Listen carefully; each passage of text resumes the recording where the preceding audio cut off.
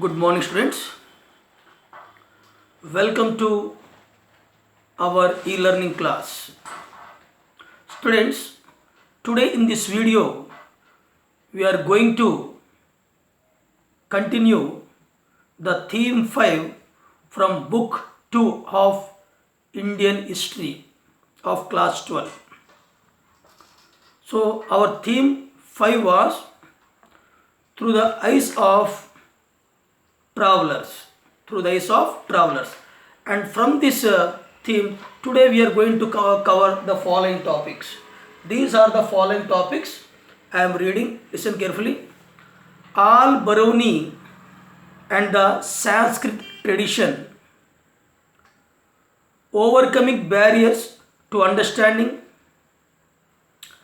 Next one, Al-Biruni's description on the caste system.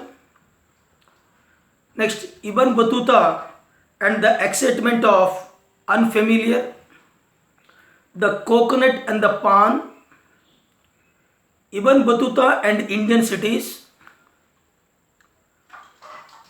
a unique system of communication which is coming under this category. So these topics we will cover today in this video. So students, do watch it carefully.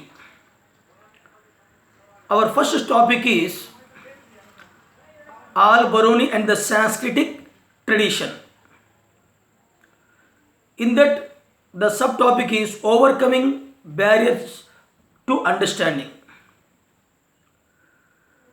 Students, as we have seen, travelers often compared what they saw. What we have seen, students? Often travelers compared what they saw in the subcontinent with practices with which they are familiar. I repeat, travelers often compared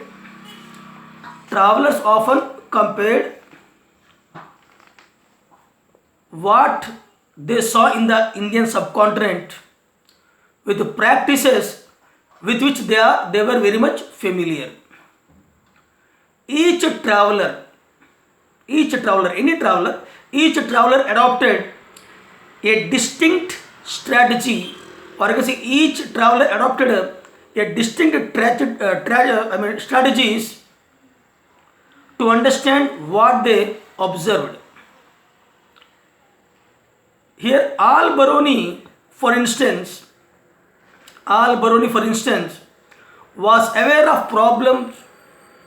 Al-Biruni, for instance, was aware of problems inherent in the task he had set himself. He also faces some problems, the task which he kept for himself.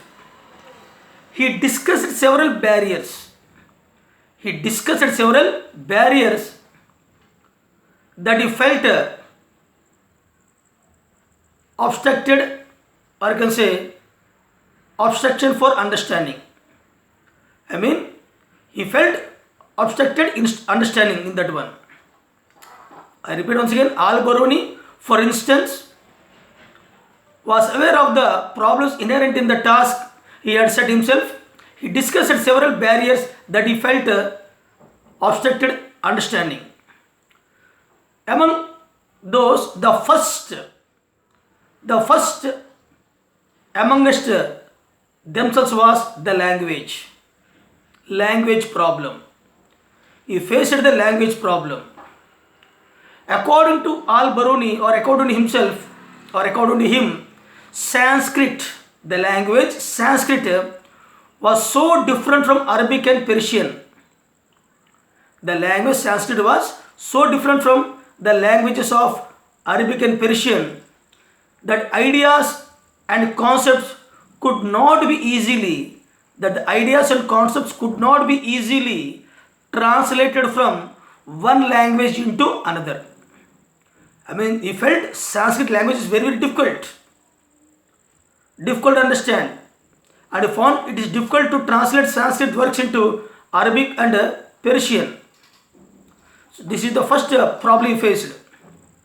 The second important barrier which he faced was he identified the differences in religious beliefs and practices. I repeat, the second barrier he identified was the differences in religious beliefs and practices.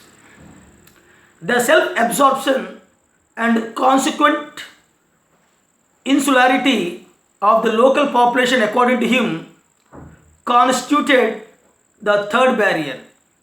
I repeat, the self-absorption and consequent insularity of the local population, according to him, constituted the third barrier. What is interesting is that even though he was aware of these problems, even though he found that these problems are there, these three problems, Al-Biruni depended almost exclusively on the works of Brahmanas. Though he know the barriers, but he exclusively depended on the Brahmanas,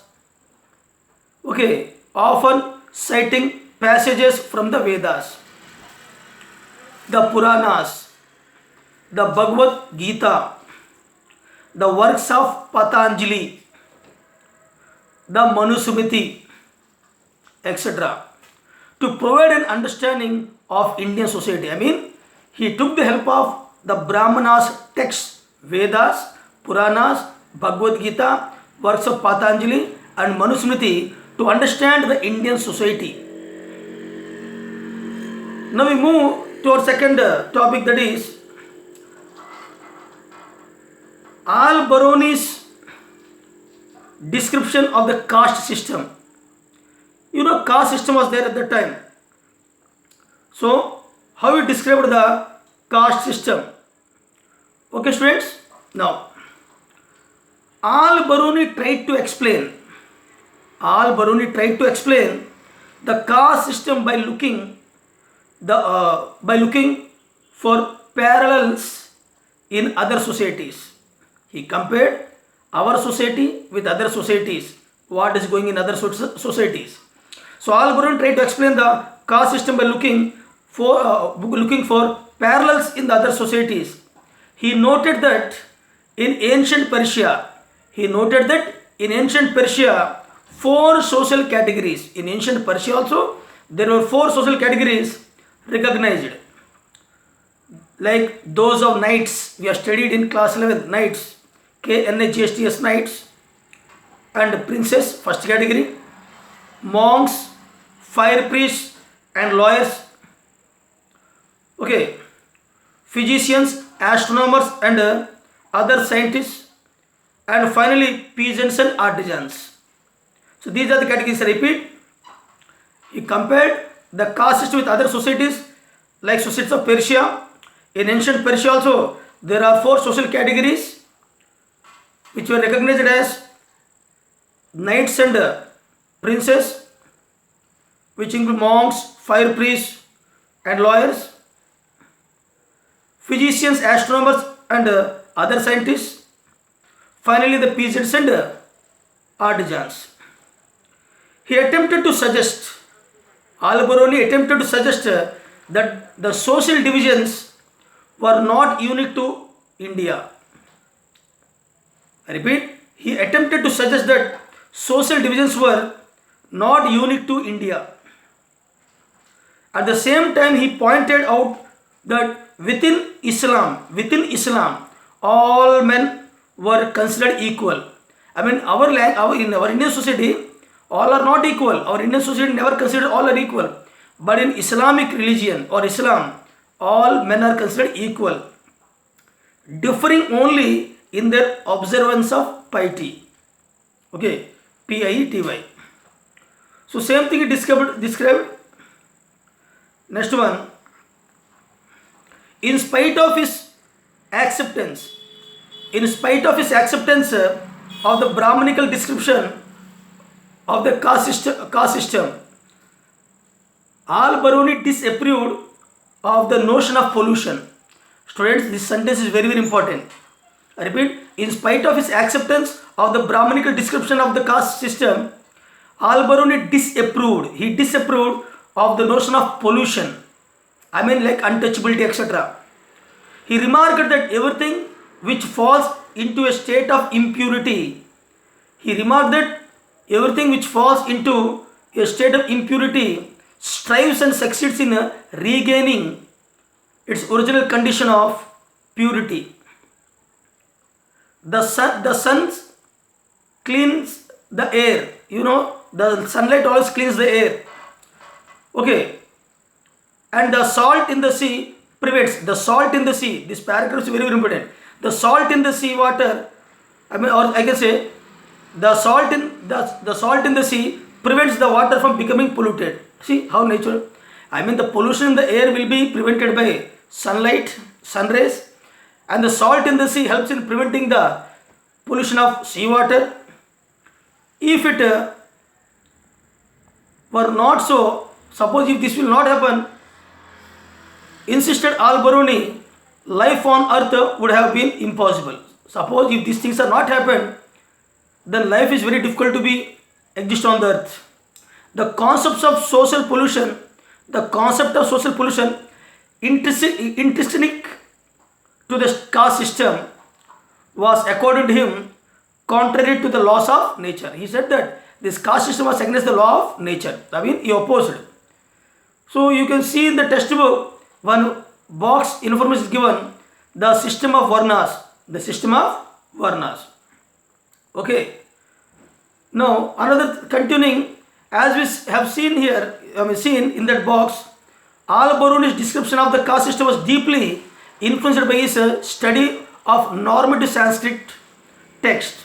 I repeat, as we have seen, Al-Biruni's description of the caste system was deeply influenced by his study of normative Sanskrit text, which laid down the rules governing the system from the point of view of the Brahmanas.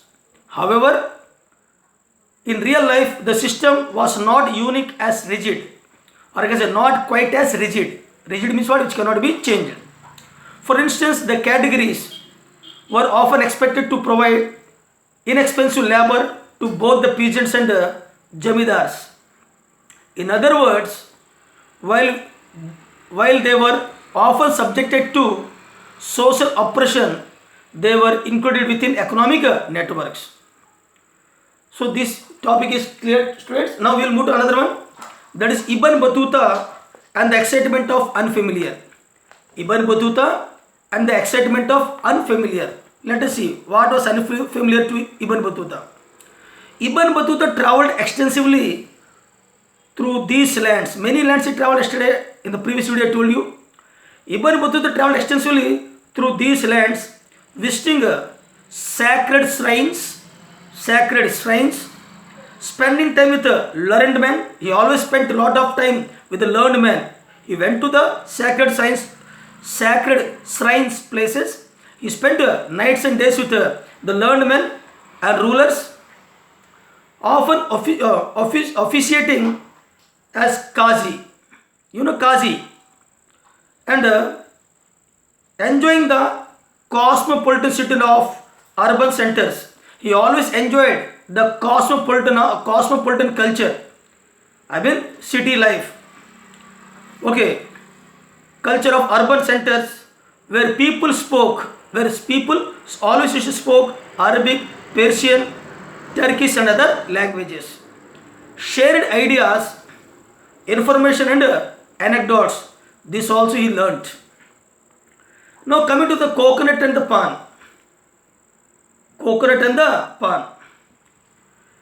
In the box information given in the textbook, it was clearly explained about the pan and the coconut. Okay. Now Ibn Battuta described the coconut and the pan as two kinds of plant produce. Pan leaf and coconut are the two kinds of plant produce that were completely unfamiliar to the audience. I repeat, Ibn Battuta described the coconut and the pan as the two kinds of plant produce that were completely unfamiliar to his audience. For example, I am seeing from the textbook, some of the best examples of Ibn Battuta's strategies of representation are evident in the ways in which It described the coconut and palm leaves, two kinds of plants produced that were completely unfamiliar to his audience. Okay, now, so here he said about the palm. See, I am reading. The beetle is a tree. You know, nuts. Beetle is a tree which is cultivated in the same manner as the grapevine. I mean, the palm leaves, the beetle leaves are cultivated as you are cultivating the grapes in the form of wine. I mean, creepers like. Okay. The beetle has no fruit. These leaves have no fruit and is grown only for the sake of its leaf. Okay. For leaf purpose only we are growing. No fruits, nothing. The manner of its use is that before eating, one takes what? Areca nut. Areca nut means what? Nuts which are using in pan. Areca nuts. This is like a nutmeg, but is broken up until it is reduced to small pellets. I mean, nuts are very big. You are cutting into with the help of that machine and making the small things. So that nuts and this palm leaf they are taking. Okay, after meals. Okay, broken into small little pellets, and one place, or I can say, and one places these in his mouth and chews them.